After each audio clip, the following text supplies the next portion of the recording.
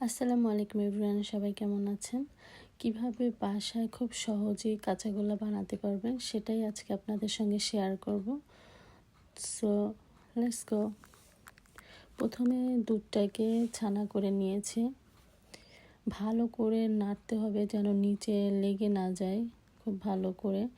এরপর ছানা হয়ে গেলে একটা পাতলা কাপড়ে করে এটাকে ছেঁকে নিতে হবে, পানিটা ঝরিয়ে নিতে হবে। প্রায় 30 মিনিটস এভাবে রেখে দিতে হবে যেন পানি না থাকে। পানিটা সম্পূর্ণ বের হয়ে গেলে এটা এরকম হবে, দেখতে একদম টাইট হবে। এরপর এই ডোটাকে ছড়িয়ে দুইটা ভাগ করে নিব। একটা ভাগ আলাদা করে রেখে দিব, আর আর একটা ভাগ এভাবে ভালো করে মেখে নিতে হবে।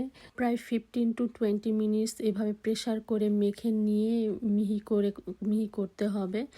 আমার মাখানোটা হয়ে গেছে। মাখানো হয়ে গেলে এমন হবে। এরপর চুলায় বসানো একটি হাঁড়িতে আমার মাখানো ডোটাকে রেখে এটাকে ভালো করে আবার মিক্স করতে হবে, নেড়ে নেড়ে নিতে হবে যেন এটার ভিতরে যে অবশিষ্ট পানির অংশটা থাকে সেটা না থাকে, সেটা টানিয়ে ফেলতে হবে।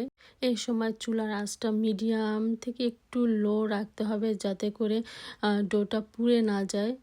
পানি টানবে কিন্তু পুড়ে যাবে না, নিচে লেগে যাবে না এভাবে। আর এই মিশ্রণটাতে আপনাদের পছন্দ মতো চিনি অ্যাড করবেন, যে যেভাবে খান সেভাবে। ডোটা কিন্তু একদম রেডি, একটুকু পানি থাকবে না, ঝরঝরা হয়ে যাবে। এরপর আগে থেকে রেখে দেওয়া অর্ধেক যে ছানাটা ছিল সেইটাও এইটার মধ্যে ঢেলে দিয়ে মিক্স করে নিব।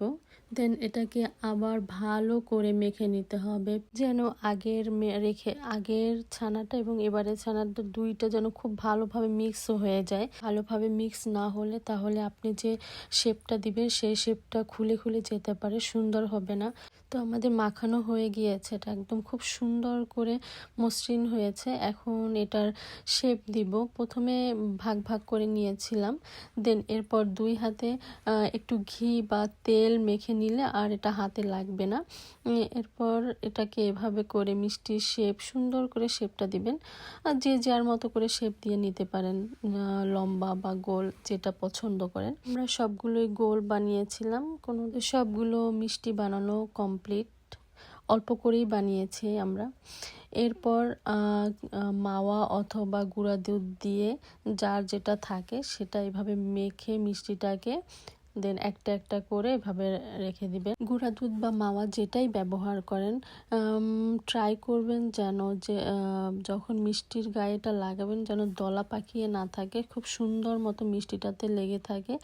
তাহলে কিন্তু মিষ্টির স্বাদ এবং সব কিছুই সুন্দর মতো হবে, পারফেক্ট হবে। দেখতেও যেমন ভালো লাগবে, খেতেও কিন্তু অনেক মজা লাগবে।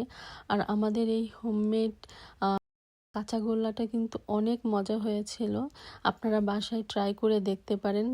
দেখে যেমন চোখ জুড়িয়ে যাচ্ছে, খেতেও কিন্তু অসাধারণ হয়েছিল, একদম মুখে লেগে থাকার মতো।